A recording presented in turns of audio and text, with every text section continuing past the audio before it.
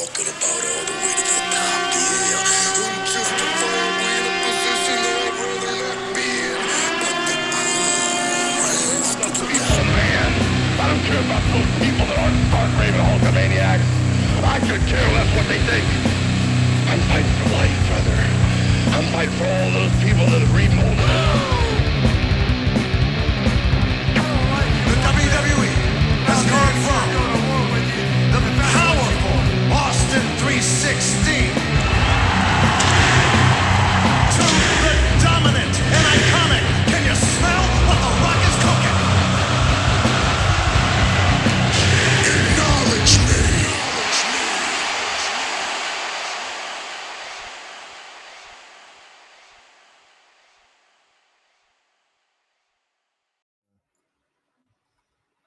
Welcome to another special Wrestling Venom podcast. I'm your host right here, RayBomb, in the house. And we got Manny Manson, aka Manny Manuelito. What's up, brother?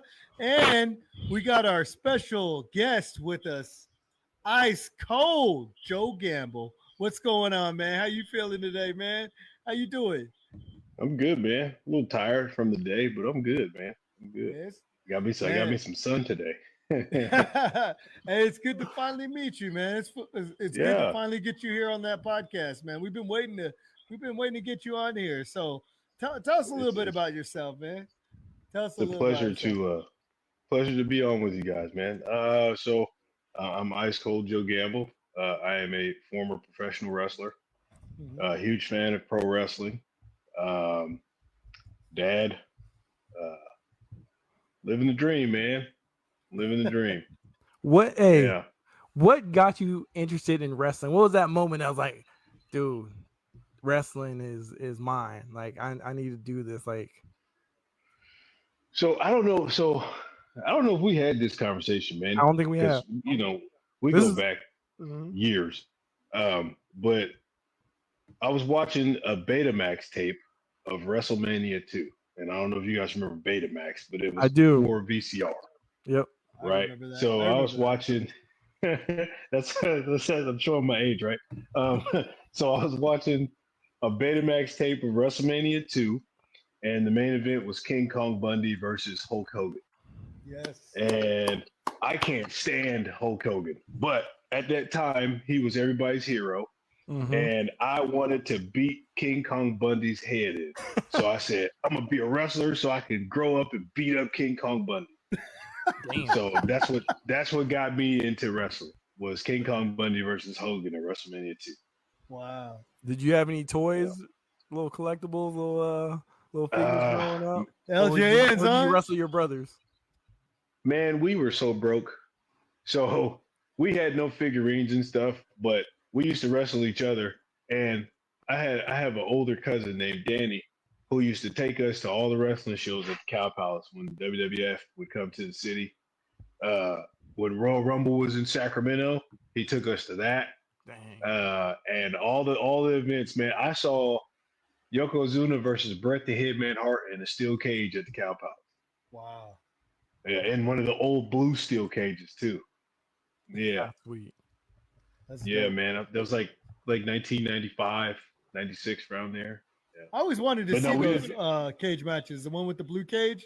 Yeah, Those- man. I got to see it live, man. Those are epic. I love those cages. Yeah, man. If they but- could do another throwback of those Saturday night main event blue cage wrestling Heck yeah. matches, I would love Heck to see yeah. one of those again. Heck yeah, man. But yeah, no. As a kid, we didn't really have figurines. So I had one of the. You remember the wrestling buddies that you could beat up? Yep. Yes. Yep. I had yep. one of those. Which I one had did you have? My brother had an Ultimate Warrior one, and Yep. we only had that one. So Okay. I would wrestle with his Ultimate Warrior wrestling buddy, and I didn't have one, but he had one, so I wrestled. His goddad got it for What moves would you hit on that Ultimate Warrior though? him. Man, listen. So I was a huge fan of all the bad guys back in the day. Uh-huh. So the Iron Sheik with the freaking Camel clutch. the camel clutch. Yes, sir. $1 Million Man with the $1 Million Dream, Jake the Snake's DDT, Just I would hit all the old school bad guys moves on his freaking wrestling button, dude. Because I love So the bad guys. I was love gonna the bad say, guys. I'm Yeah. like you. I'm with you on that, man. Yeah. I love the heels, bro. I'm a Yeah, heelish guy. I was a heel wrestler, so I Yes. love the bad guys, dude. Heck yeah. Yeah. All the bad guys are my favorite. But I was also a huge fan of Ricky Steamboat too. So Yes. when he got DDT'd by Jake Roberts on the floor, I was kind of sad about that. So I was rooting for Steamboat at that point in time. But yeah. You know what? I'm taking it you caught all those Saturday night main events, huh? As much of them as we could, man. Some of that stuff from back then is a bit of a blur, but man, we watched so much wrestling. You know what trips me out is I went back a while ago and I watched all the Saturday. I binge watched on all the Saturday night main events, and I remembered all of them. And I was like, "Wow, I didn't think I watched all of them, but I guess I did because I remembered all the storylines, everything that was going on at the time." I have to go back and look at some, but like I know at one point in time, Demolition was clashing with freaking Road Warriors, and Yeah, they were clashing with, for some reason, the Bushwhackers. I remember that stuff. Yeah. yeah, Some of it, some of it is a blur. I remember freaking Rick Martel with that stupid spray bottle. yes, Yeah. I remember that. But, yeah, It was like a perfume or something like that. He would come out with that perfume. He'd spray people in the face. Yeah, I remember Yeah, that. man. Brutus the remember Barber that- some of that Beefcake stuff. coming out with the Yeah. clippers and all that. Yeah, Yeah. that's Some of the good classic stuff, stuff. man. I remember all that stuff. Yeah. Good stuff. Yeah. So you know what I like about you, Joe, is that you're similar to me, where you don't like necessarily the fan favorites. You know, you like Gunther, right? Absolutely. I love Gunther. Tell Gunther. the people why. Listen, I think some people might not like this. Gunther is one of the best wrestlers in the entire world. And what makes him one of the best wrestlers in the world is he can literally work with anybody and make them look good. But the dude, they call him the ring general for a reason. The guy can work, and he can work his butt off. And there's not very many people, in my opinion, in WWE, AEW, TNA, anywhere that can wrestle at his work rate the way that he works. Like, if you watch that freaking match between him, Sheamus, and Drew McIntyre, the three-way dance they had, that was probably some of the finest wrestling work I've ever seen. If you watch him work Chad Gable, that's some of the most insane wrestling work I've ever seen. But most fans look at that and they go, "Oh, that's boring." But if you understand pro wrestling, that right there is the standard of what pro wrestling is supposed to be. Absolutely. It's the standard. But again, you have a lot of fair weather fans in wrestling that only care about high spots and moves and that aren't really watching professional wrestling the way that it's meant to be watched. That's just my personal opinion. But that's coming also from a guy who at one point in time for a decade was a professional wrestler and was wrestling 4 or 5 times a week as much as I possibly could in training, having matches with people and learning the business and learning how to be a worker. So Nah, I hear you. Hey, Gunther's the man. I had to look that up. At WrestleMania 39 is when he like really impressed me, and that was the match you were talking about, right? Like I was like, Who was there? I was like, wow, this dude can really work. But yeah, there is something about, I don't know. He doesn't have that. My daughter called, but sorry about that. My daughter. You need to pick up. I'll call back. You sure? No, I'll call her back. It's fine. Yeah. Okay. But yeah, there is something about like he doesn't get. I mean, he's obviously over, but he's not over with the fans. And yeah, I'm glad to see that you liking him, just like I like some people that don't get over, like Dolph Ziggler and. If he, well, here's the thing with those guys, right? Nick Nemeth, Mike Miznen, 2 great workers that don't get enough. They don't get enough notoriety for what they do in the ring, right? Like Nick Nemeth is one of the best sellers of pro wrestling ever. That dude can sell anything. Like you can literally thump him on the nose and he'll sell it like he got freaking hit by a freaking wrecking ball. You hearing this, Ray? Such a good. He's such a good wrestler, dude. Like Nick Nemeth is one of my favorites as it relates to working. I And The love you, man. Miz is the only guy. The Miz is like the only guy that he Oh, I think we lost you, bro. through the Hold on. WWE system, solely the WWE system. Oh, sorry. I'm sorry, No. guys. Can you hear me? Yeah, Yep, we we can can hear go you. ahead. Go ahead. I apologize. But Nick, or not Nick Nemeth, but The Miz is the only dude to come through the WWE system, solely the WWE system, and work his way up to becoming WWE champion, Intercontinental champion, tag team champion, whatever else. And he never left Two-time WWE. Grand Slam champion. He never left WWE. He didn't leave WWE to go work for an indie promotion, another promotion.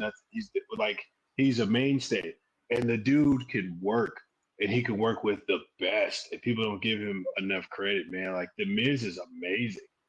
Matter of fact, The dude I was not a big fan of his, but to be honest with you, lately, a lot of the stuff that I've seen him doing, and then going back on some of the stuff that he's done in the past, I rewatch it. I'm like, you know what? I guess he is pretty good. He's not. I mean, I don't know. I just maybe it's his personality is why I didn't like him before.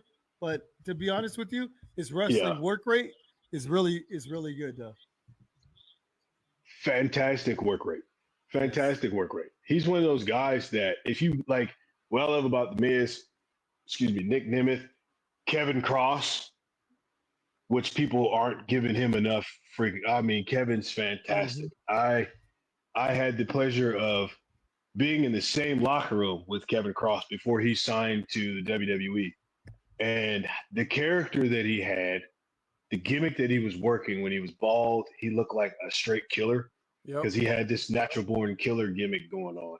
TNA. But I had the opportunity to kind of pick his brain a little bit and understand how he does things. But watching him work, man, Kevin Cross doesn't get enough credit for how good of a worker he is.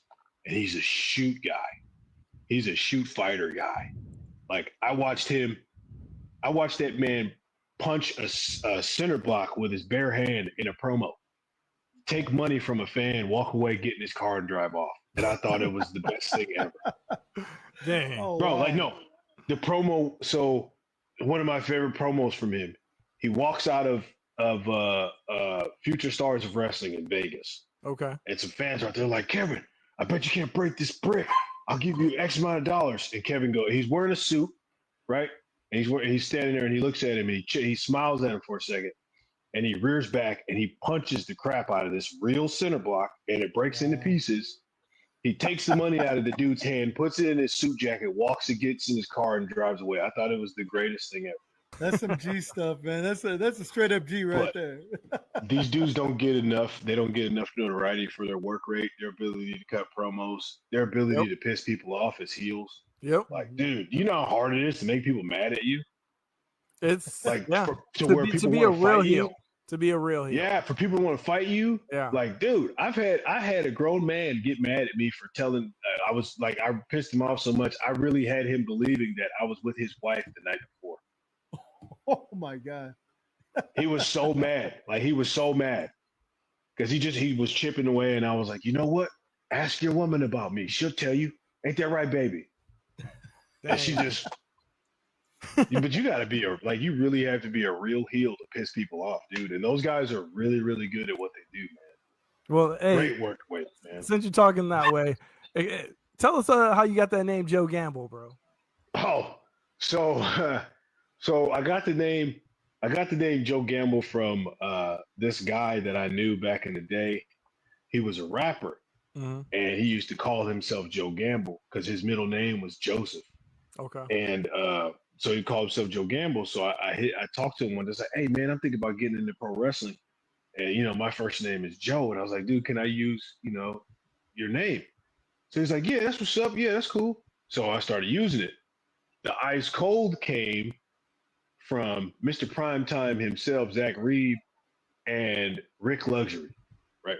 Professional wrestling personified Rick Luxury.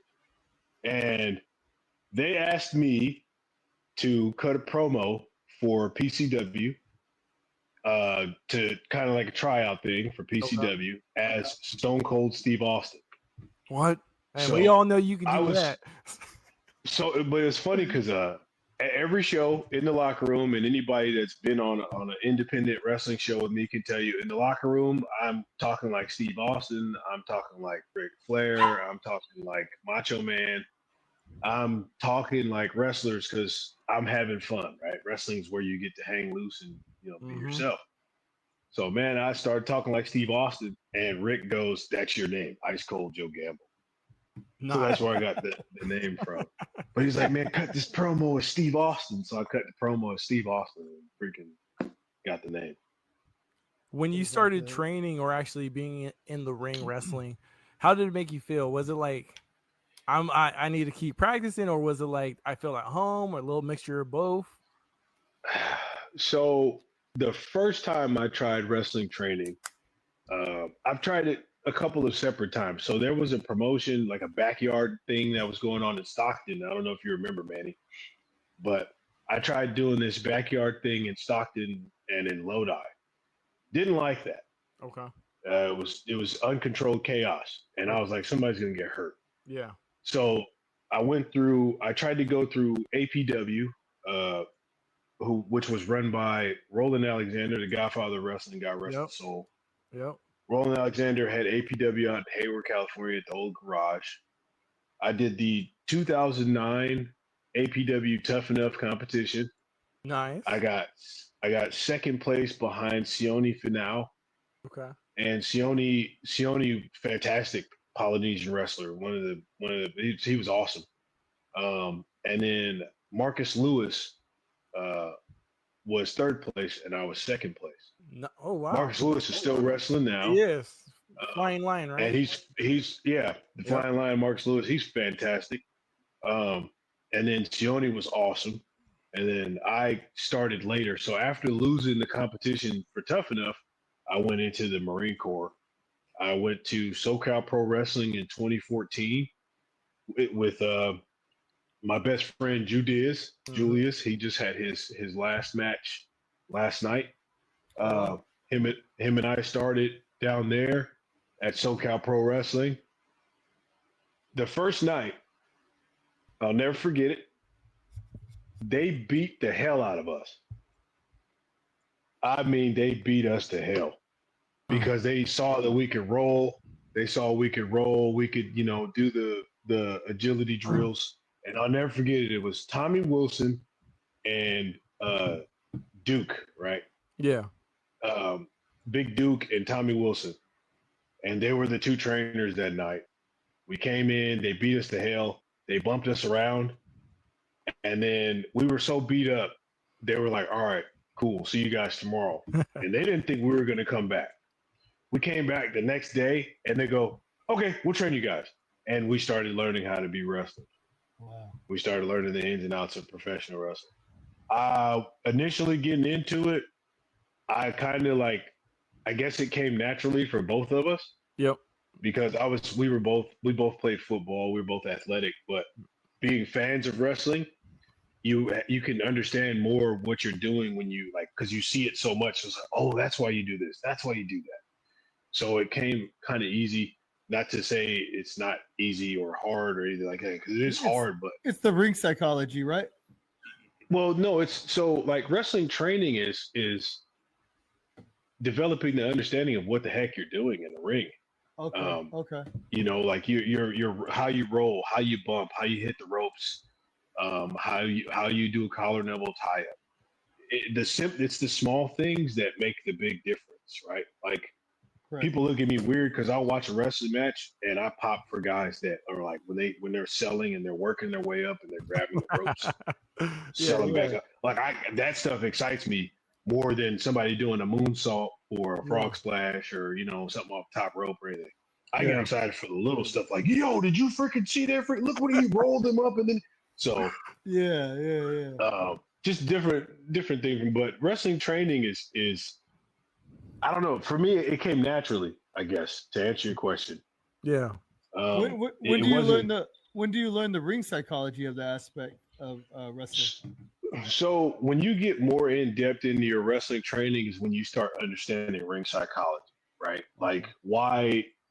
So let's, for example, let's say Ray, you and I are wrestling, Okay. and I'm the heel, you're the face. We've been going at each other for 6 months, cutting promos. I freaking wrecked your car. You broke into my house, whatever, right? Mm-hmm. We're finally having our freaking like big no DQ match where anything goes. If I want to freaking go get your wife and throw Kool-Aid at her or something, I can do that. And it's going to piss you off and we're going to fight, right? So psychology comes in building that story, Okay. right? Psychology comes in with what kind of moves I'm going to use on you, right? Like my finisher involves your head. So ring psychology for me is I'm going to work your head. So how do I work your head? I'm going to punch you. I'm going to put you in rear naked choke, headlocks, give you a headlock takeover. I'm going to freaking do anything that messes with your head. I'm going to slam your head into a turnbuckle, right? I'm going to do all the stuff that works your head. That's the ring psychology stuff. If my move is a finishing move and it has something to do with your arm, I'm gonna work your arm. If it's an ankle lock, guess what? I'm working your ankle. I'm working your legs. I'm gonna weaken your legs so that I can put you in a sharpshooter. I'm gonna weaken your back so that I can put you in the torture rack. I'm gonna weaken your chest by chopping you to pieces, and then I'm gonna drag you to a corner and do the Yoko splash on you. Yeah. You know what I mean? Hell yeah. So that's where the psychology comes from. Understanding what to do when you're supposed to do it. Gotcha. Yeah. I feel like you got that old school mentality because I feel like it carries on a little bit to today, but not as much. And I feel like we're missing that a lot in wrestling. We're missing it. It's becoming a lost art. It's more entertainment now. It's more entertainment right now. People are so like, you got two guys wrestling, right? I clothesline this guy and he's back on his feet. Yeah, it doesn't make no sense. For the next move. It makes no sense. For the next move, right? Yeah. Which makes absolutely no sense. If I clothesline the crap out of you, I'm going to go for a cover. You should sell the clothesline, but not only that, I'm going to go for the cover. 1, 2. You're going to kick out, and then I'm going to grab you from in a rear naked. I'm going to grab you in a chin lock, and we're going to sit there for a second. And we're going to work. I'm going to let you sell that freaking clothesline, and I'm going to let you sell this chin lock. Or I'll just close on you, pin you, you kick out. I'm going to let you just sell the clothesline, and I'm going to talk crap to the crowd while you're still selling my move. Sounds like my boy Carlito. Then I'm going to come over and then put you in that freaking chin lock or rear naked or whatever I'm going to put you. So people aren't doing that anymore, man. Everything is so, I want it now. And that's annoying. You know, like where's the story? This is why I love Gunther. There's a story there. He's got that old school mentality. He's got that old school wrestling mind frame. You know, a dude is old school when he doesn't wear knee pads. Yes. Yes. Yep. The dude is a wrestler, bro. He's a professional wrestler. And for some reason, fans just don't get it. They don't. There's no reason why. And I love Jey Uso. I'm glad that he won the heavyweight championship. But he's entertaining. But there was no reason.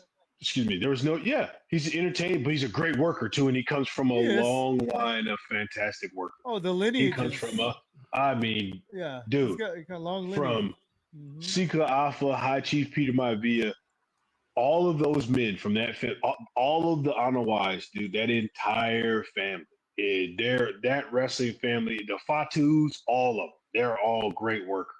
That line of workers is amazing. Yep. But there was no reason for Gunther to lose that belt. Gunther losing the belt to Jey, thought it was great. Awesome. Jey's a great worker, deserved that shot. But to have him lose it after 51 days was kind of trash. I didn't like the fact that he got him in that quick submission hold. That's what I was going to say too. Gunther submitted too quick.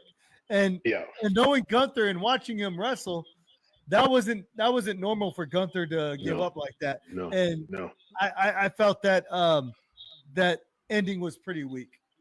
It made Gunther look weak, and I personally don't like that. It did, but we all know who Gunther is, and we all know what he's about, and we knew that it wasn't nothing on Gunther personally. It was more of the I don't know, man. WWE It's doing their stuff. Okay, WWE. You I was know? gonna say it's two people in the ring. I was gonna say I love Jey Well, Uso. but you guys, Go ahead. well, I mean, not to cut It's you the off, way they Manny, booked like, it. No, It's the you way they good. Go booked ahead. that I was gonna say that, like, it's booking, right? Like, Yeah, exactly. professionals make the decisions that are Yep. best for the booker, right? Uh-huh. If the booker wants something, okay, cool, boss, I got it.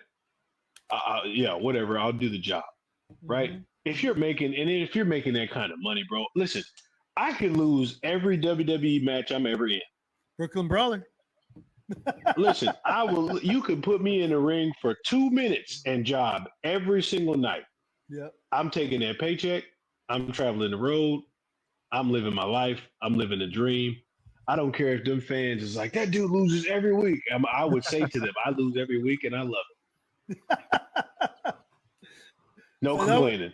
That reminds And me. if you think I'm tripping, I'm not. I'm finna go to catering and eat this freaking shrimp salad sandwich and relax because I just got a check and I'm good with it. I'm calling my lady saying we're going to Texas Roadhouse tonight, baby. Something, you know what I mean? And knowing what I know now, dude, if I was on the road in WWE making $500,000 a year, Oh, I would wow. live like Mick Foley.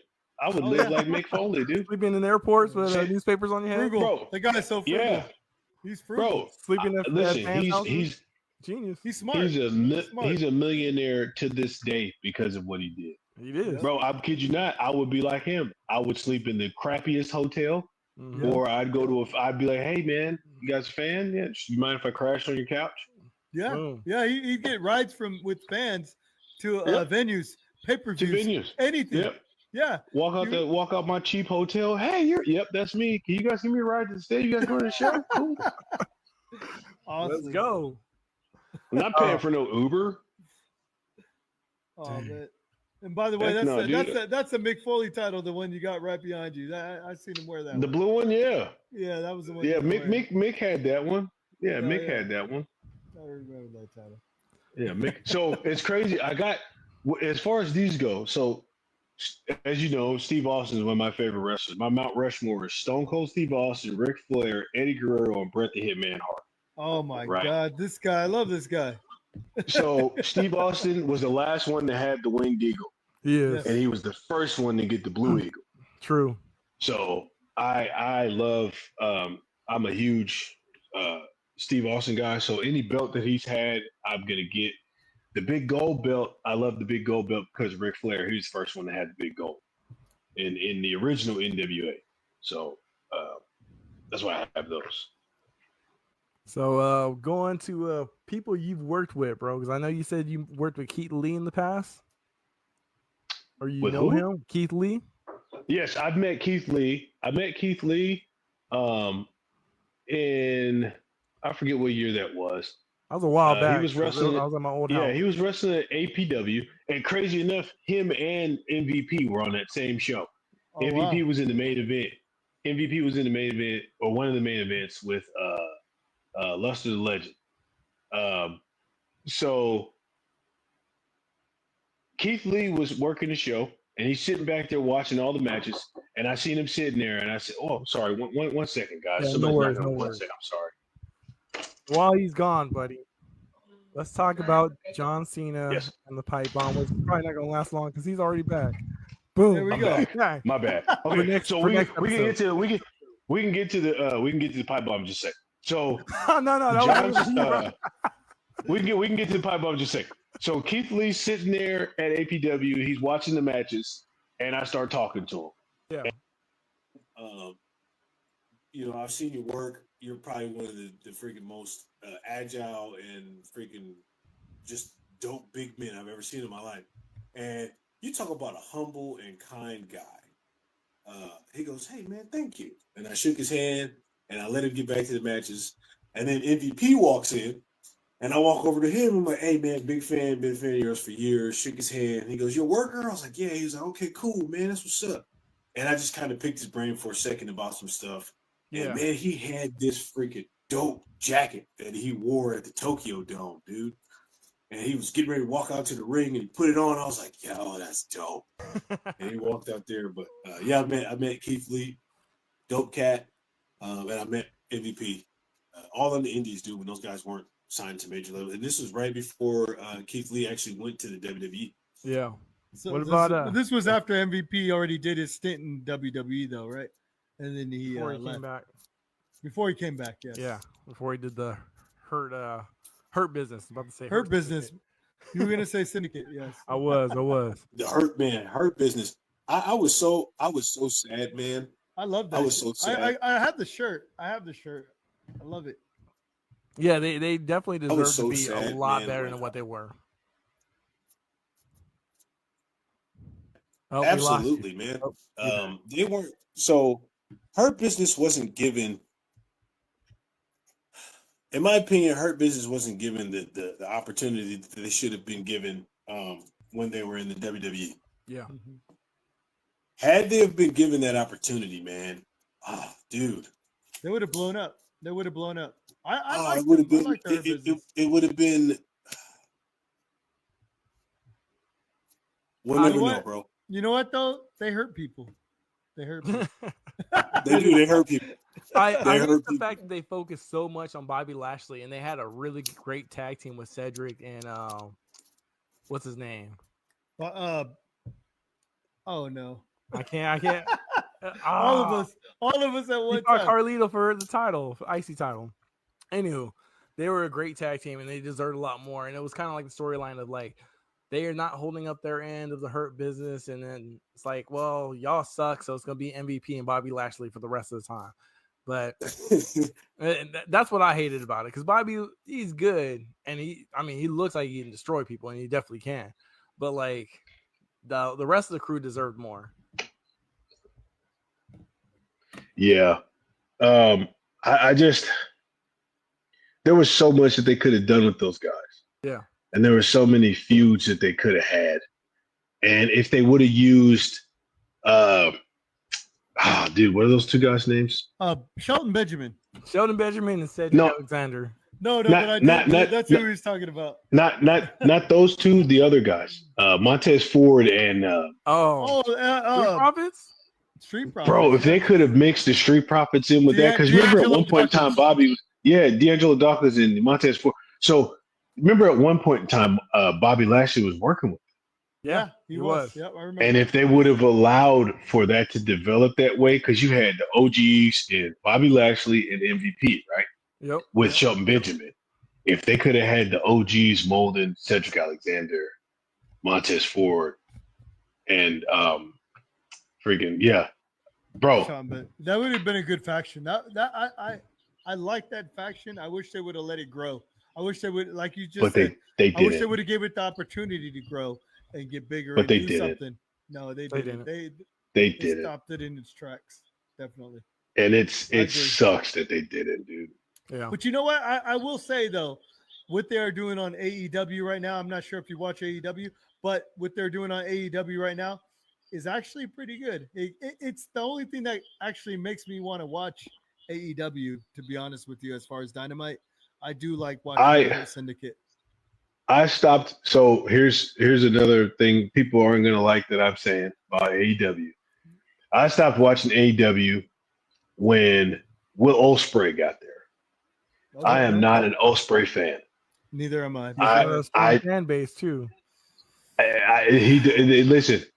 Will Ospreay is one of the most athletic human beings on the planet. Mm-hmm. I can't do even a quarter of what Will Ospreay does in the wrestling ring. Mm-hmm. But here's what makes a lot of wrestlers better than Will Ospreay. And this is going to hurt some feelings, and I don't care. What makes a lot of wrestlers better than Will Ospreay is they know how to sell the moves that they're taking. Definitely right. You hit the nail on the head, man. I watched the match the other day, and I seen the same thing what you're seeing right now.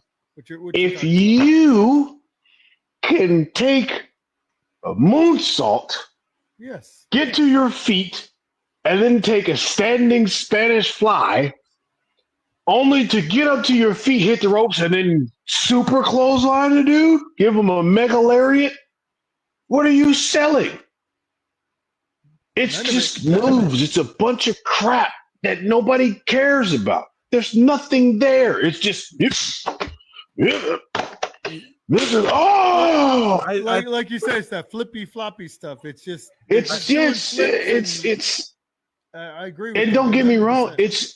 it's spectacular to see. The athleticism is off the charts. Well, wrestling But wise, they're not selling it. They're not I selling would it. rather see one moonsault, a pin, somebody kicks out. We're gonna sell this for a second.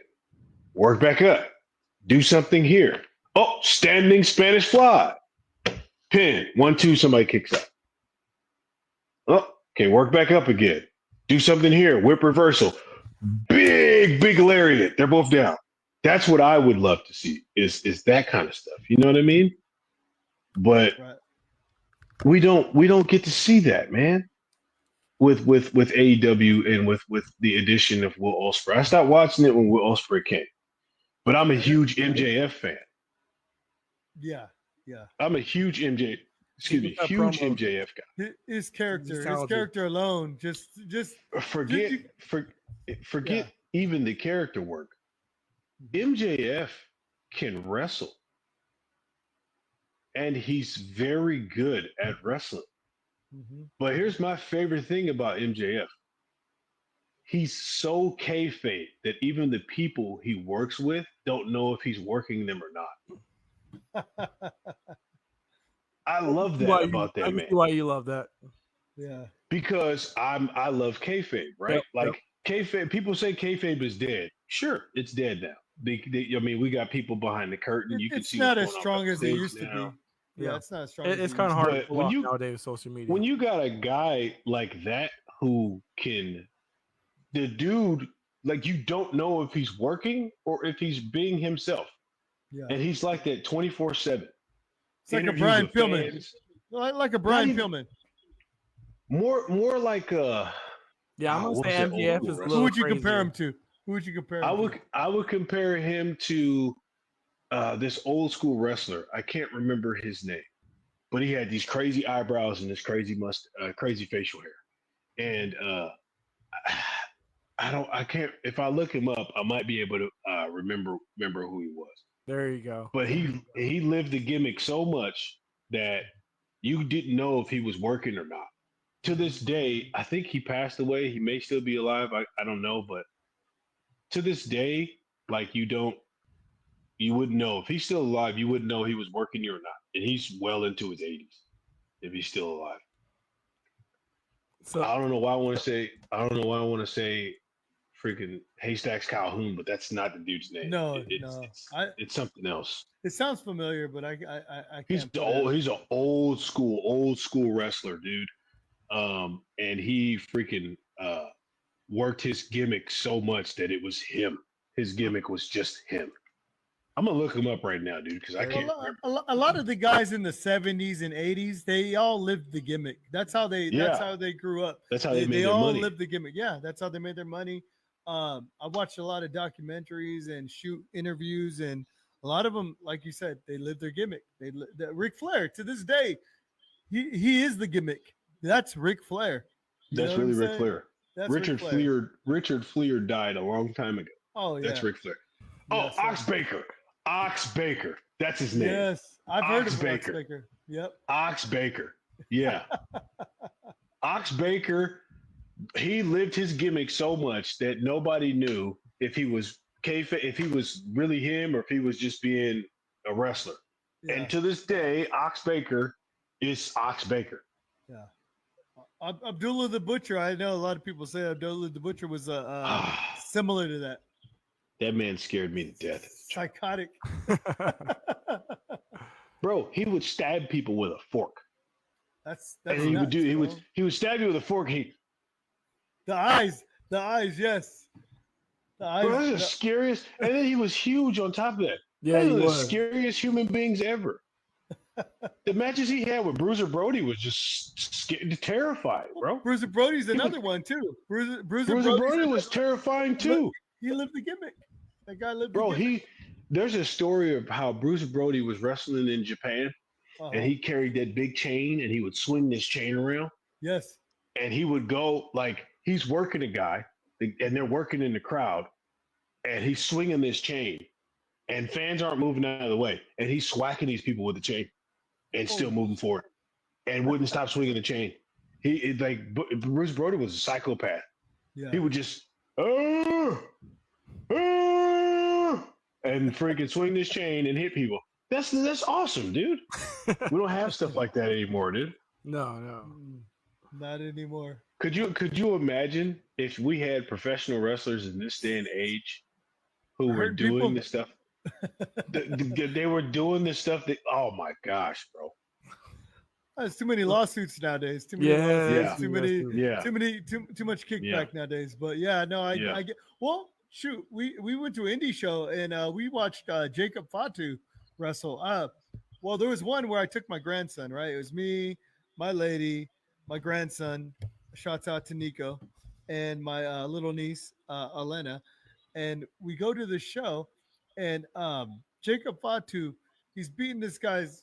Excuse my language, beating his ass all throughout the ring, all outside the ring, brings him all around, and he gets right there, right by we're sitting front row, and Jacob Fatu grabs the guy. He's like, hey, move the heck out of the way, move out of the way. He didn't say heck, I'm saying heck, but anyways, and he throws the guy right where my grandson is sitting, and we all had to jump last minute, and it was so real. My grandson started crying, bro. Oh, He started crying, but it was so real. And it was real. And that right there, I was sitting there recording. My lady's like, dude, what about him? I'm like, nah, man, I'm getting some good footage right here. Well, That's good stuff. So Jacob Fatu, he's a beast. That guy is a beast. Probably, man, listen, you talk about one of the most humble and kind dudes in the locker room. It's Jacob Fatu. Right.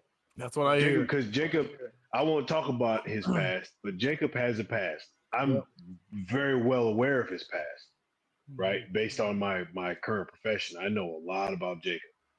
But as a human being, you talk about a humble dude. Jacob is a humble dude. Yeah. He's a nice guy.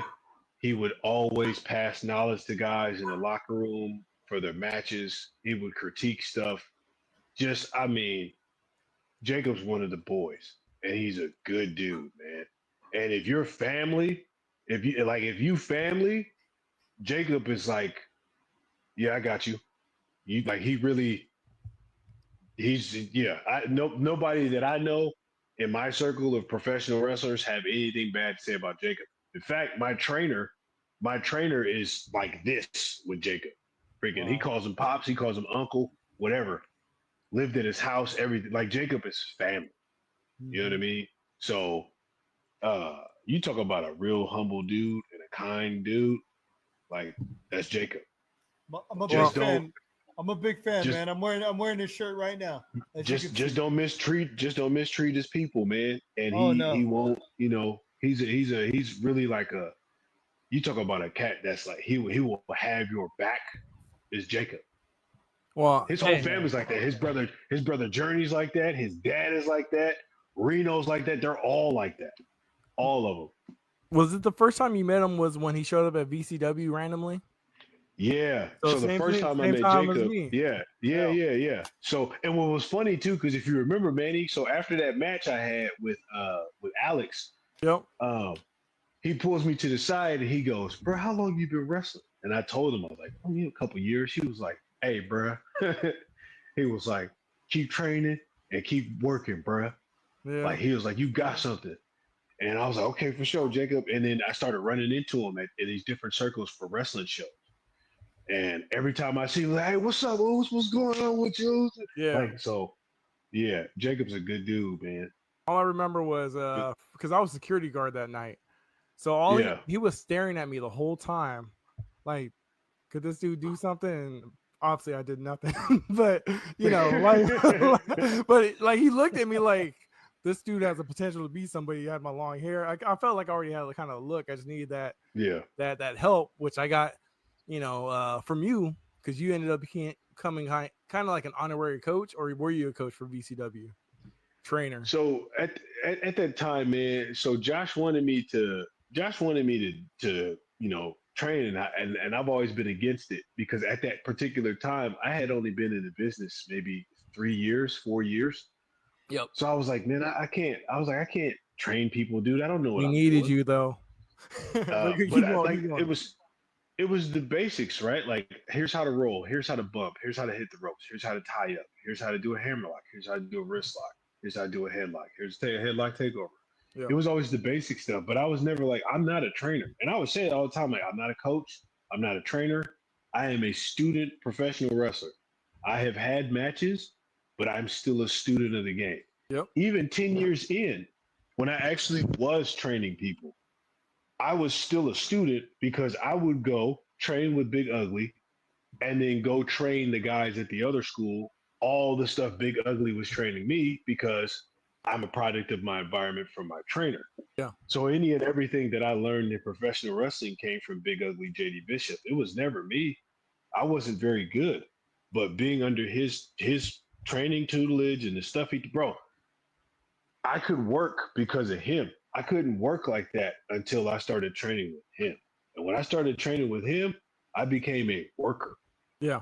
I understood selling and psychology and this and that chain wrestling and all the stuff that makes up a match. Like Yeah.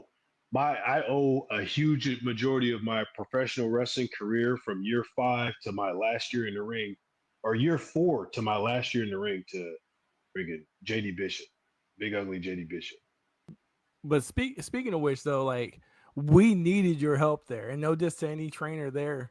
Like you understood, like let's slow down. Like these guys are just learning. Nobody wants to get hurt.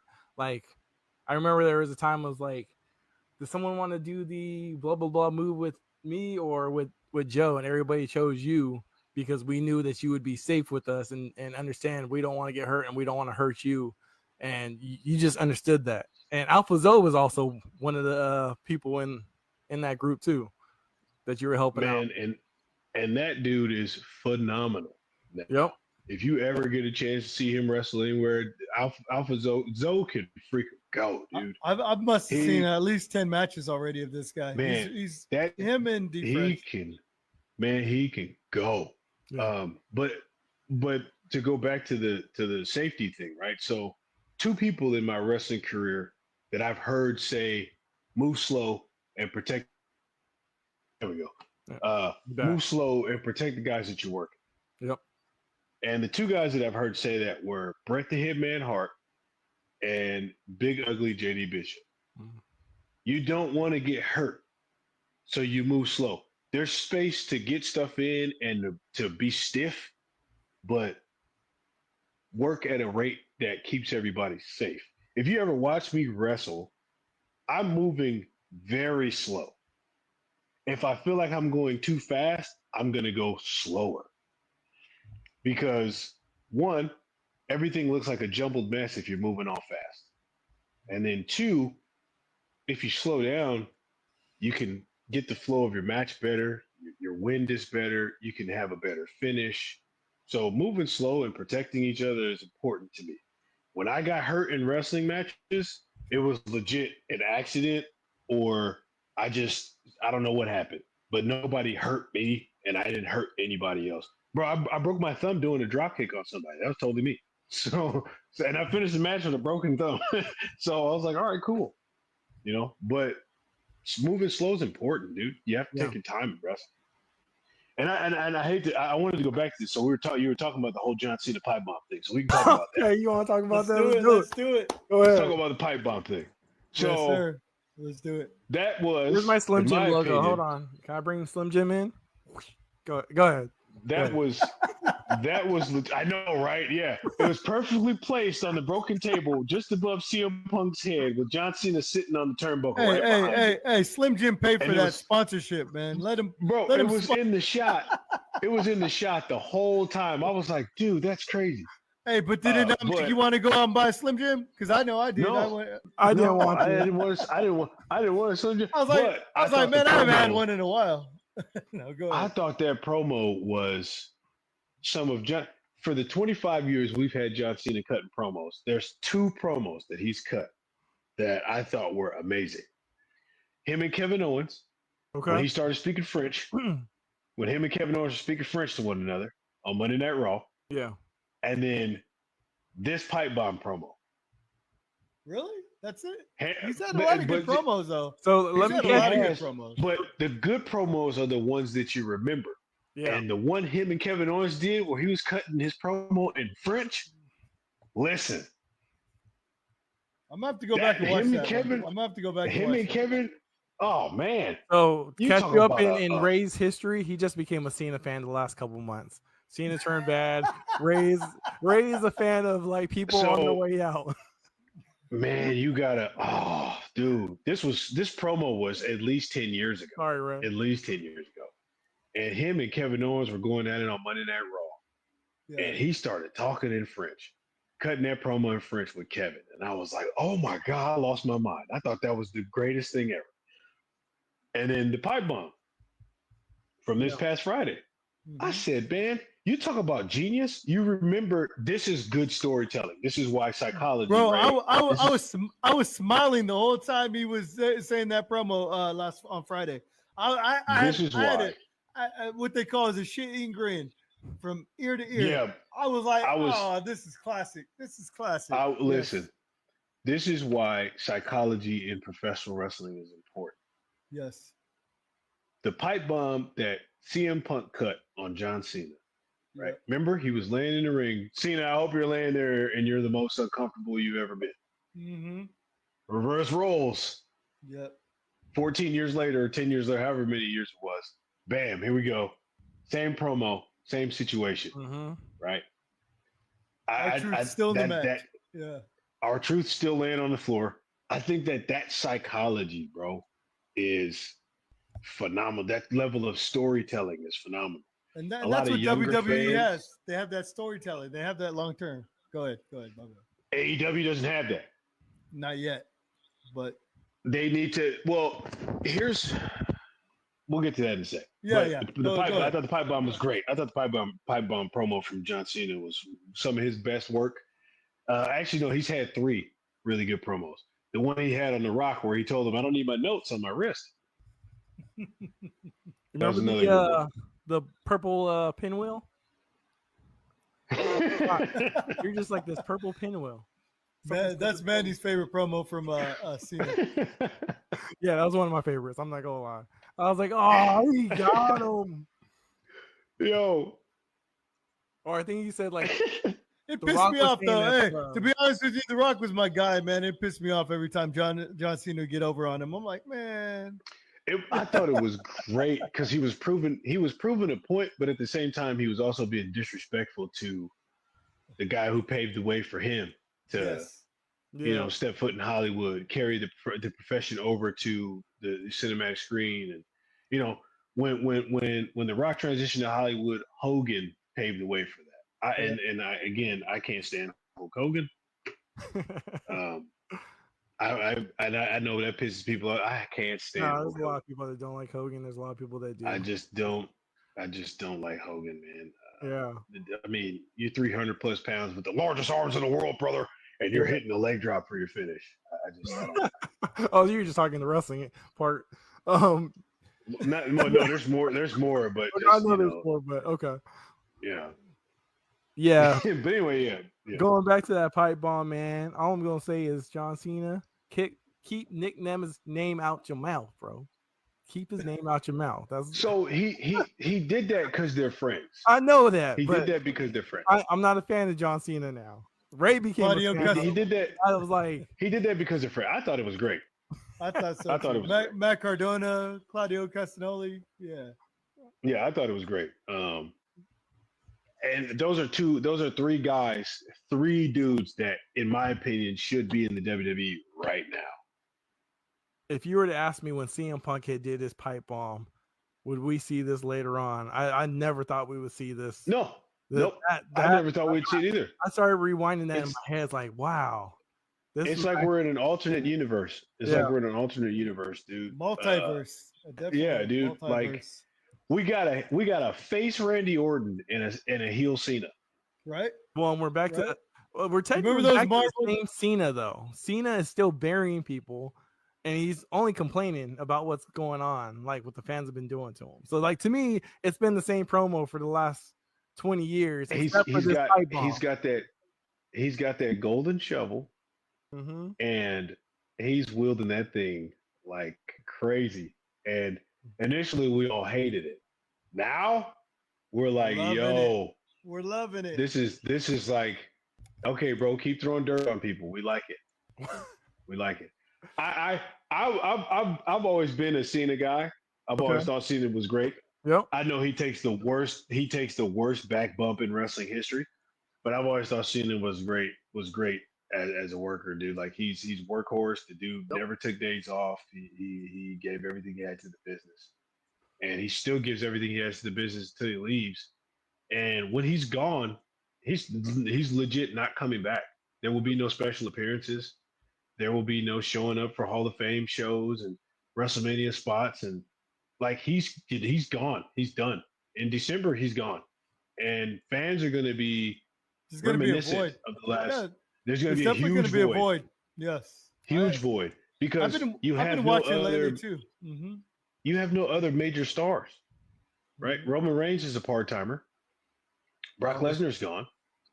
You know, guys are just gone, and there's no more big stars. There's no more big anything. There's and Cena's it. You got Cody Rhodes. Yeah, I mean, But Brock. who It's else the is same, there? but it's not the same as like the old school. You know what I'm saying? No, I don't- no, it's I not. don't think Brock can carry the company. Roman No, obviously can, but he's at the point where he's almost thinking about retirement. And if the rumors are true of like changing his contract, we'll see what happens there. Cody Rhodes, great. I love what he did for the business, but the fans are half and half with him. I don't Yeah. know who is that next superstar. Jacob Fatu. there isn't. Yeah, I mean Jacob Fatu Jacob's it. He's on his Jacob's way hot. up. He's hot right now. He's hot right now. Like you said, And right? Mhm. we But don't if they know push what the him too future's going to fast, hold. though, if they push him too fast, They it could push. be bad. It could be bad, but what people love about Jacob is he's relative to people. He's they've never had that kind of person. He's not talking like a wrestler. No. Yeah. He's talking like a dude from South Sacramento. Right? Exactly. He talks like He's somebody. all gas, no brakes, bro. He, You know what I he mean? talks he talks like somebody who is from Oak Park mixed with a little bit of Bay Area because he's got that hyphy movement lingo. Yeah. Yeah. Right. So like wrestling's never had that before. He But sound what like one of people my don't boys know- from back in the days. What people don't know is that's really Jacob. That's just him. Yeah. That's him. He's not making this stuff up. Yeah. And there was somebody posted something on TikTok and I got involved with it because I was like, people were like, oh, they're putting the black culture on these wrestlers and this and that. And, if a black wrestler does so and so, they don't let him run the culture, but they'll let some Samoan or some white dude or whatever. And I was just like, They're talking okay, about that's- Jacob. yeah, they were talking about Jacob, John Wow. Cena, a bunch of wrestlers. Okay. And I said, okay, that's fine, but that's really Jacob Fatu though. Yeah. That's really him. That he's not playing. That's not a gimmick. That's him. Yeah. That's the Samoan werewolf. That's him. That's he's how not- he was every time it starts a That's wrestling. that's how he was before he even became a wrestler. That's just him, right? But they don't know that. So I was like, you don't know Jacob, and he's not playing a role. This isn't a gimmick for him. He's not being some black dude. That's really just how he talks. So give me 1 second, guys. I'm sorry. No worries. You know what I mean? So Yeah. how did you feel when he won the U.S. title, bro? I thought it was cool. Who else should be U.S. champion right I Yeah. don't know. I'm just saying. now? LA Knights had that belt twice. Yeah. And he ain't done much with it. Each time No. he didn't And- do and- much with it. Because they That don't kinda have was like a anybody that blah. they can work. Those runs were kind of like stale. They don't have anybody that can work with LA Knight because he's a great talker and he can work. Yeah. Right. So who can match LA Knight's energy? Killer Cross. It's a different Can energy. Karrion Kross different Different energy. energy. Yeah. Different work Yeah, style, not the same. different. If Karrion Kross I would became say the AJ Intercontinental Styles. champion, I would say AJ Styles would be a good worker with LA Knight. Those two but kind of. here's why that would be bad for AJ Styles. AJ Styles came into the company and in a couple of months' time was the WWE champion. Mhm. Right. Why So now would- he'd why be would- he'd be downgrading. He'd be downgrading. He's Yeah, no, I get it. he's I get it. already downgraded to the mid card, and that's Mhm. AJ Styles is another one of the guys that's considered one of the best wrestlers in the entire world. Joe, downgrade to the mid card. I hear what you're saying, bro. Take it easy. That's on Manny mid-card. mid card right there. So Manny wait, so mid-card. let's think about that for a second yeah, though, go ahead. Manny. Like We got a lot of strong mid who- carders though right now. There's a lot of who strong in the mid-carders. main event scene is relevant right now? Seth Rollins, Cody Rhodes. Cody No. Rhodes, Seth Rollins, Randy I would Orton. like Randy Orton, You know, I've just seen Randy. Who else? Roman Reigns when he does appear. Yeah. Oh, you got a point. I'm not even upset that Roman Reigns isn't there. We got 3 years of Roman Reigns. 3. Technically, well, five Yeah, I was about to say. 5 Well, years. but technically 5. We got 5 years, bro. From WrestleMania 31 to WrestleMania 40, Yeah, we got Roman Reigns. From WrestleMania 31 to WrestleMania 40, we got Roman Yeah. Reigns. yeah. He carried it as much as he could, and now he's given a chance to the newer talent. Well, I wouldn't even say newer talent, but other talent to establish that main event spot that he had, but nobody has no made that main other- event spot like that yet. There's Nobody's- no other talent There's no because Roman Reigns. Mhm, everybody that Roman Reigns faced, mhm. they went down.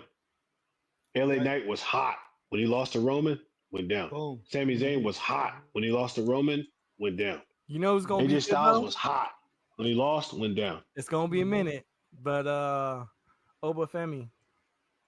That dude could be. Obafemi is going to get to the main roster. I hope not. Don't He's say going to it. get to the main roster. Don't say it. He's going to work somebody. And he's going to work his way up. Uh-huh. He's going to get put into a championship picture, Uh-huh. and he's going to lose. And then that heat, that rising, that momentum he has is going to fade. Then it becomes Because- days. Because who are they going to book him against that's going to put him over? Yeah. Yeah, remember, wrestling is an ego-driven business. The bigger the ego, the more like Hulk Hogan you are. That doesn't work for me, brother. You know what though? Mm-hmm. Obafemi versus Jacob Fatu would be a really good WrestleMania match. I was gonna It would say be that great. too. I was gonna But you say know that. what? You know what? It would be great. But you know what else would have been a really good SummerSlam or WrestleMania match? What's that? Obafemi versus Moose. Oh, Yeah. But Which- they had Obafemi they versus had that Moose. match. They already had that match. They had that match. They had that match where? Where did they have that match? Was that on NXT or was that on TNA? They That had was that on match NXT. It was on NXT, right? Yeah. Two Yeah. champions. You had the TNA champ versus the NXT champ, right? Yeah. On And basically I don't free think it was. TV. It was not a PLE either. It was not a PLE. Wasn't yeah. a PLE. No, it Do was you just know a NXT event with the name. it was that Like, crossover, right? But do you Yes. know if WWE and TNA would have rolled that out? Obafemi goes up to the main roster. Somehow Moose ends up on a main roster, Yeah. and those two worked that for a while. That feud could have fed families for Yeah. years to come. They could have. I mean, it that we still could can have though. seen. It still can because a lot of people don't It watch. They still can come can, back but- to it. They can come back to it one day. But it's not gonna have the same. And Not as gonna much, have that same fire to it. Yeah. as much as I love, Just like people don't watch. Just like in 1992, right? Hulk Hogan versus Ric Flair would have been the hottest thing ever. And they saved it for And you know WCW. But it didn't happen until 10 years later in WCW. And they both were over the hill and it didn't matter. But in 1992, when Hogan and Flair were the hottest that they had ever been, that Mhm. those two having that match on a major pay-per-view would have fed families. Mhm. But what Didn't, happened? They dropped 92 the at the ball Royal on that. Rumble. Then they bring the WCW belt. Felt like the 90s. Yes. he was He had he, the him belt, and Bobby Heenan was carrying that WCW belt around technically NWA. trying to see who was the real champion. Yeah. And And they WC did not at have that the time, match. WCW had brought out a different title Yep. because Ric They Flair had had took different that because title. Ric Flair He took took the that title title. to WWE Yeah. or WWF at the And time. they didn't do anything with that that feud. That oh man. They missed the boat on that one. They did drop the They ball. They did, missed the bro. boat. They Yeah. did. So That that's would what have I'm been saying. awesome. That would have been awesome. You could have fed with Obafemi versus Moose. That could have been a long, drawn out thing. Yeah. If I was booking NXT and that happened, I would have never let those two touch each other. Yeah. I would have drugged that out for a long time. I'm not gonna It lie. was- I would have had them. Thing. It was a waste. It was a waste. I I get would what have you're had saying. them. Oh, I would like the fact that Moose showed up at TNA and was like, "This is going to happen. It's inevitable." I would have been like, "Sweet, we got 6 months. Let's just make them freaking. Let's make these people drool for this. How do we do that? Well, since we're cross branding, hey Obafemi, I want you to go to TNA and I want you to cause Moose to get disqualified. Hey Moose, I want you to go over to NXT and I want you to cause Obafemi to get disqualified. Hey, I want you guys to have tag team matches with each other as a tag team against other people. And I want you guys to fall apart. Hey, I want this. I want this. You could have built that into this massive feud and been like, these dudes want to kill each other. 6 months later, you have a no DQ, no holds barred match, both belts on the line at a major event in an arena in front of 15,000 people. That's where you have that. Not That's just money. regular TV. But I mean, the issue is though, No, that's you know, funny though. That's WWE funny. is trying to help CW, you know, with ratings and stuff. If they only get the ratings, you and can I know you, that's you, the sucky part is WWE has to do ratings, and you, NXT was you can book these things to get the ratings to go up. What makes us want to watch SmackDown? What makes us want to watch Raw? It's the feuds. It's not the wrestling. no, I'm gonna slightly. It could be the wrestlers. So if you found out that Roman Reigns is coming on Friday, you might not care, but a bunch of people are going to tune in who normally don't tune in. If The Rock is going to show up, They'll tune in to hear Reigns. Roman Reigns talk. That's what I'm saying. They'll tune in to hear Roman Reigns talk. They're not tuning in to see Roman wrestle because we know Roman ain't wrestling. It's true. Roman Reigns is a pay-per-view wrestler. He is not a Monday Night Raw SmackDown wrestler. He is a pay-per-view wrestler. That's what sets Roman Reigns apart from everybody else. And there's another wrestler that I heard say that, and he actually said it in a promo, and it was Zicky Dice. And he said it in NWA. He goes, I am a pay-per-view wrestler. Right. If you want this belt, you got to earn a shot at me on a pay-per-view. And I started clapping because that's good business. That's good wrestling. Yeah. Right? But nobody's pay-per-view. tuning in on Mondays and Fridays to watch wrestling matches. We watch the promos. We tune in for promos. We tune in for the talking. The storytelling. Because that's the selling point, right? Yep. Hey, you want to see this big blow-off match between John Cena and CM Punk at Night of Champions in freaking Riyadh, Saudi Arabia? Order Peacock. Yep. Well, you might want to tune in Friday because John Cena is going to be in the same building with CM Punk. Yep. But John Cena's in a match against Ron Killings. Did we care about that match between him and Ron Killings? Not No. really. Not really. Uh-oh. Whoa. It was a mix. Whoa. It was a mix. Here's what I'm going to say. What has pissed me off about this whole R-Truth story? It was a weak match though, but yeah. Both matches did not have the title attached to it. And Online. Ron Killings was like, I'm driving now. Well, if you're driving now, how come you're not asking for the title? And I know it's storyline, blah, blah, blah. But why aren't you asking why? for the title? Do you know why? PK quick. Go ahead. Let's be realistic about that. Why would John Cena He's ruining put wrestling. the title on the line for Monday Night Raw or SmackDown? It's true. because John Cena was the same way Roman Reigns is now. John Cena was, and he was the everyday I'll fight anytime, anywhere guy, but as a heel, John Cena's a pay-per-view wrestler. Yep. Mm-hmm.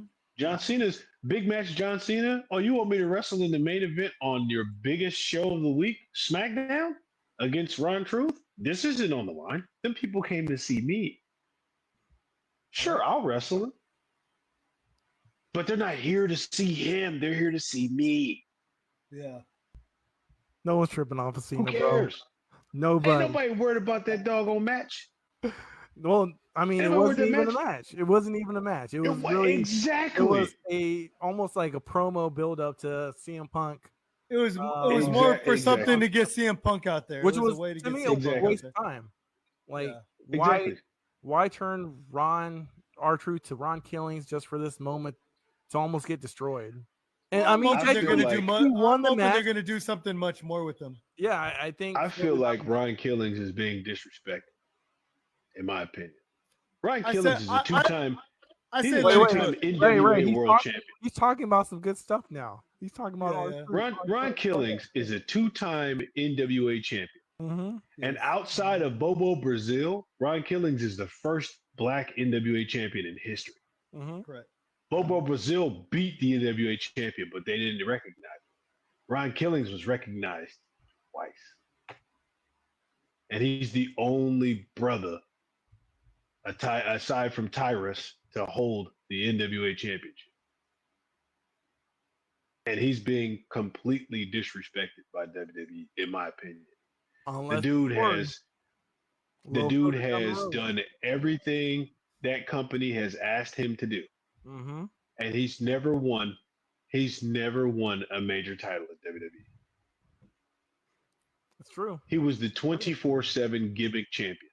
799 times. 24, 48, 7, 7, 11, I-95 European Intercontinental Champion. Exactly. But he was never Intercontinental Champion. He was never United States champion, or he might have been. He was. I think he was United States champion. He was US never. champion. He was never the WWE champion. He was never the world champion. No. He was a tag team champion. He's been a tag team champion a few times. But he wasn't. CM Punk. Or no, Miz. He was never. Miz. You know, he was. Yeah, he tagged with the Miz. Yep. Which was kind of heartbreaking. I don't know if you know, one of his family members went to the hospital that same day that he won the title, so it almost like ruined his little run. Almost like he didn't get the title.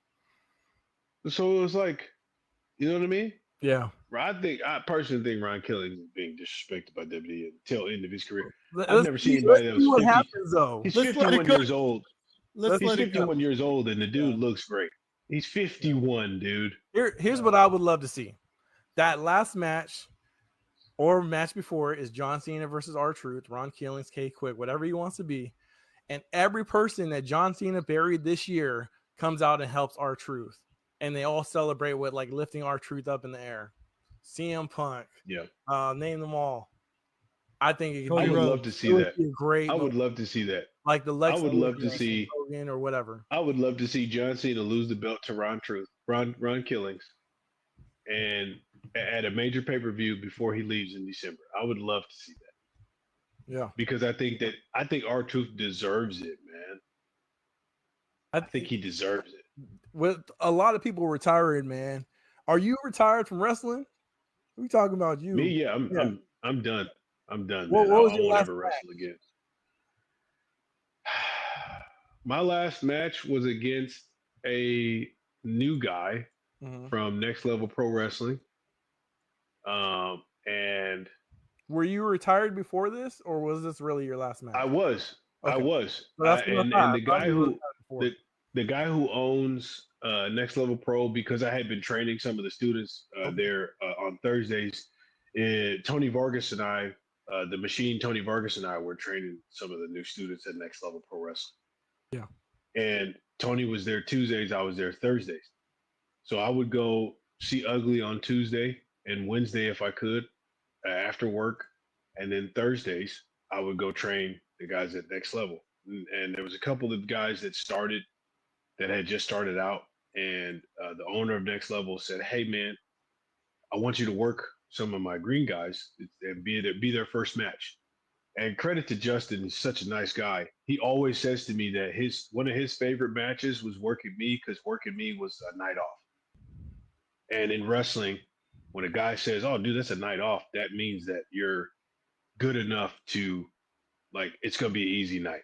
This Mhm. dude's gonna sell for me. This dude's gonna bump for me. This dude's gonna take care of me, and I'm gonna look good. So I appreciate that. So he says, "Yeah, man, I want you to wrestle a couple guys." So the last match I wrestled was against a gentleman by the name of Casey. It was his Mhm. first match. He didn't too bad. He didn't do bad.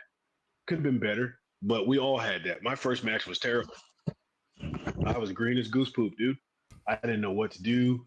I didn't know what to say. Uh, the guy I'm working was a 10-year veteran, and he was like, "Hey, kid, just keep working with me. Just keep moving." And I was like, "I don't know what to do with my hands." But that wasn't the case for Casey. He just, was so nervous and was so excited about being in his first match. And we worked, and the match came out okay. And that was the last match I had. I decided that uh, my body, because of all the changes that I had been going through, it wasn't good for me to be in that ring. And then doing chemo, um, I lost a bunch of weight. My hair fell out. My eyebrows were gone. Um, I just decided, not this isn't for me anymore. And then I went through a pretty bad, not a bad breakup, but I went through a pretty hurtful breakup, and that added on to work. And then a few months later, me having a seizure, I was like, yeah, no, I'm not doing this anymore.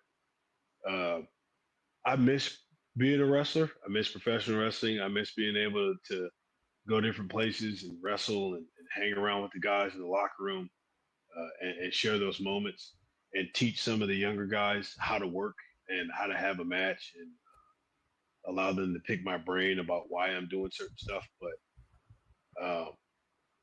I won't ever wrestle again. I wanted to wrestle my son when he gets older, but I don't know if that's going to happen. But I'm never wrestling again. I'm never going to step foot in the ring again, and I'm more than content with that. Okay. I thought that I'd be sad or heartbroken about it because I didn't get to go out the way that most guys do. When you leave wrestling, you go out on your back, you take your boots off, you leave your boots in the ring, you give you say thank you to everybody that had a hand in your career, and you give back to the business that gave so much to you. I Mhm. didn't get that opportunity, um, and it sucks because I wish that I could get the opportunity, but I'll never wrestle again. Unfortunately, I'll never wrestle again. Do you And I see felt like I still had a few years left to go and wrestle, but I'll never wrestle again. do you see yourself potentially doing other roles within wrestling? Announcer. I mean, you have a great voice. You know, you No, speak. No, no. it's just Knowing nothing like being myself, a dude. wrestler. Hmm. No, man. Knowing myself, dude. I'm still gonna have a gear bag in my trunk. Like I can't. I can't. When it comes to wrestling, I would want to help guys get better, Yeah, right? Like work in the ring, but ring announcer, commentary. No, I'm good, man. Uh, I miss it too much. I love it too much, and I just can't. I can't bring myself to be around it like that anymore. it sounds like it'd be like those who quit smoking if they're like too close to it that they would just Yeah, be tempted to it's do it's something that might be it's like quitting alcohol, dude, or yeah, smoking, or or a habit, right? yeah, Like, because you know how hard it was for me to walk away from football. It's the yeah, same way yeah, with wrestling. I don't want to walk away from wrestling, but I had to. I had no choice. I would rather hold on to the memories of having some of the best matches I've ever had, and you know, the most fun I've ever had, man. Some of my favorite matches was my buddy Nathan Brick, man. Probably one of the best wrestlers in NorCal. He slept on. Nathan Brick, he's hell over of a in wrestler. Yuba area. WCWF. Yeah. Yuba. Yeah. Yeah. He's up there in Yuba or Marysville, Yep. Yuba. Yep. Yeah. Um, Nathan Brick, man, him and we had a match some years ago. It was my favorite match. We wrestled for like 25 minutes. And dude, it was freaking awesome. That was my favorite match. Um, of course, wrestling Julius when we had our loser leaves town match Yeah. at SoCal Pro. That was one of my favorite matches. If that would have been my last match, I probably would have been happy with that because I that was a hear great you. way to go out. Shoot, I still, tagging with my buddy Dorian Gray. uh, Uh, that was always fun. Um, Wrestling against Drake Frost. Uh, I wanted to wrestle him one more time, but I can't. yeah. Yeah. Scoot Robertson. Well, I wanted to wrestle Scoot. I wanted to wrestle Samurai, but Samurai he just retired too. Yep. Um, yeah, man. 2025, a lot of retirees. Yeah, man. 10 years of being a pro wrestler was great. I had fun, man. Um, but I'm okay with where I'm at in life now. Yeah, I can't imagine all the fun and opportunities you had, bro. Because the closest I got to it was training. You know, I Yeah, had Los Banos, which was cool. I found out I could do flips in yeah, wrestling. I did stuff with you, which you helped me out a lot. And then I had my small injury, and I realized, money and stuff is like would have been yeah. When great, but at the you're same time, it was nice to see people like yourself, Judiz, and Alpha Zoe doing your guys' thing, man. You guys inspired me, man. yeah, I uh I loved it, dude. Um, I loved it. I had some funny moments, man, where we were just like people don't know this, but when you're in a match, people can't hear you guys talking to each other. We would say some junk to one another, dude. Just sitting there shooting the crap, dude. Just talking to each other, like just cracking jokes and stuff. And I'll be like, I'll have somebody in the rest hold, and I'll be like, "Hey, man, you smell really good." Like, what is that you got on, dude? Or I used to chew gum, and it's weird because people, are like, how do you chew gum and wrestle? I'm like, I used to That's chew what I gum always all the wonder. time. I always wonder. I see Dom Yeah, Mysterio doing that all the time. I'm like, why is I he used to, chewing gum? How do you do I that? used to chew Hook, gum. Well, Hook because I does didn't want that my as breath well. to stink. I didn't want my breath to stink, so I I hear would you. chew gum. That And also so calms freaking, nerves. I'll never forget. I'm wrestling Frost, and I'm chewing gum, and he gives me a big body slam, and I take my bump, and I look up at him, and he's getting ready to drop his big leg on me, and I go, "Come on, buddy, not today." And he starts laughing, and he hits the rope, and he comes and he drops the leg on me, and he drops the leg on me, and my gum comes out. Man, he, he goes, so he pins me, and he goes, "Are you chewing gum?" I was like, "Yeah." And he just starts laughing. I had good times in the ring, man. that's Because Frost is a big dude. He weighs He over is. 300 pounds. And freaking, he dropped that big old leg on me, and I spit my gum out. And he's like, "Are you chewing gum?" I'm like, "Yeah, buddy." He was So I've SPW had champ good, for a long time. yeah, yeah. I've had a lot of fun wrestling, a lot of fun wrestling. Guys would chop me, and I'd be like, "Do I owe you money?" Fall on the ground, like like freaking. I, I've had good times, man. I wrestled my best friend and he hit me in the head with a trash can lid. Like you can't doesn't get any better than that, man. You know what I mean? I still remember the time we were all in someone's backyard. Not to bring up some old times, but like I think you're about to get married, and we were all in the backyard, and you were talking to Julius, like, "Yeah, man, you need to start wrestling, bro." And then you were trying to hype me up too, but it was like y'all were gonna leave being SoCal, so I was like, there was nothing Yeah. near me at the time until you came back and BCW started getting started. But it was cool. You were It was inspiring us at that time too. it was crazy how all that worked, and it's funny because Julius he talked about it last night at the end of his match. He gave his final speech to the crowd, and Julius did not want to wrestle, bro. He was content with just smoking weed and playing 2K on his freaking couch, bro. And his wife was like, "You gotta do something." And so his wife and I were like, "Nah, bro, you wrestling." And then I drug him to training. Yeah. And we got through that first night. He was like, "Bro, I'm gonna quit smoking weed, bro." And he quit smoking, and he took it serious, man. And he's by far Julius is one of the best wrestlers I've ever seen. Yeah. And that's another guy that I wish I could have had one more match against Yeah. and one more match with.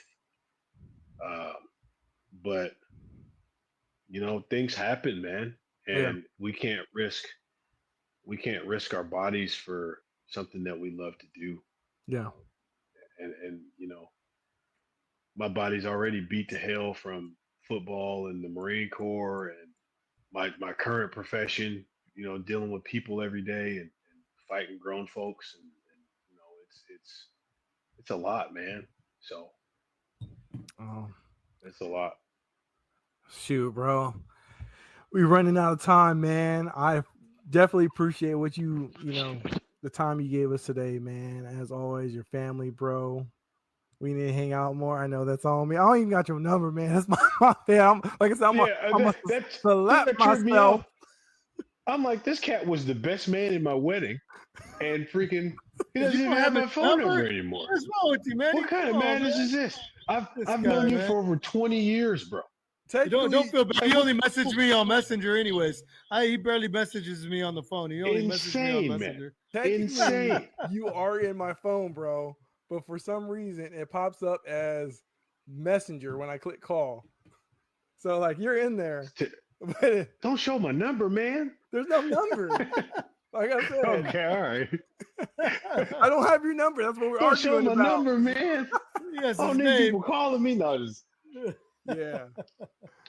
Anywho, man, we appreciate your time, man. I appreciate everyone who's tuned in or gonna listen to this on Spotify. I appreciate you, Ray. As always, man. Check us out I next hope I get to episode. come back, dude. Oh, you already you know. definitely will. You got an open invitation, bro. Anytime you thank want to you, get on guys. here, we're gonna get you back on here. As We're gonna talk long as- wrestling fun, with you. dude. As long as you limit all that John Cena crap with him being Oh, all come of on, a man. on, bro. you know, Come it's on, man. like face and Man, heel. how you put up with this guy? How do you put up with this guy? I mean, come on, man. I know you had a box. I know you had a box of Fruity Pebbles when he was on it. Come on, man. And he does have it. still He got does have some. the box of Fruity Pebbles. Exactly. Yeah. Exactly. Come on now, man. Exactly. Don't fake the funk, bro. You got the box. Exactly, bro. Exactly. He showed That was it, a I better think, time. a You couple love John podcasts Cena ago. too. He has the title. You He has love the John spinner Cena, too. title. Yeah, you got the spin- And he got a couple of shirts. I wonder who. He got a I couple of wonder who shirts. he got. Wait. I wonder who he got that spinner belt from. Who got me that Huh. spinner title? Where'd you get that? Who got you that spinner belt there, bud? Woo, Who? woo. Who? Ice Who cold got, Joe who got Gamble. that? Yeah. But you don't I like John appreciate Cena though, eh? No, I Yeah, do. all right. I do. I don't like him now.